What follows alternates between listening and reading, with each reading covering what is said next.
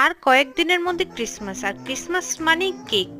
তো কেকের জন্য বাজারে গিয়ে দেখি আগুন ছোঁয়ার দাম, তাই বাড়িতেই বানিয়ে নিয়েছিলাম খুব সহজে বানানা ফ্রুট কেক। ইনগ্রিডিয়েন্টসগুলো আমি কি পরিমাণ নিয়েছি তা আমি ডেসক্রিপশন বক্সে মেনশন করে দেবো, আপনারা চাইলে চেক আউট করতে পারেন। আমি ফার্স্টে ড্রাই ইনগ্রিডিয়েন্টসগুলো যেমন ময়দা, চিনির গুঁড়ো এবং দারচিনি পাউডারটাকে একটা চালনির সাহায্যে চেলে নিয়েছিলাম। তারপর আমি 3টে কলা নিয়েছিলাম, সেগুলোকে আমি কাঁটা চামচের সাহায্যে স্ম্যাশ করে নিয়েছিলাম। তারপর পরিমাণ মতো রিফাইন্ড অয়েল দিয়ে আমি ভালো করে বিট করে নিয়েছিলাম। তারপর ড্রাই ইনগ্রিডিয়েন্টসগুলো মিশিয়ে দিয়েছিলাম, আর দিয়েছিলাম ব্যাটারটা একটু ভারী থাকলে তাতে অল্প অল্প পরিমাণ করে দুধ মিশিয়ে আমি এটাকে ঠিকঠাক কনসিস্টেন্সিতে নিয়ে এসেছিলাম। তারপরে মিশিয়ে দিয়েছিলাম কিছুটা ড্রাই ফ্রুটস।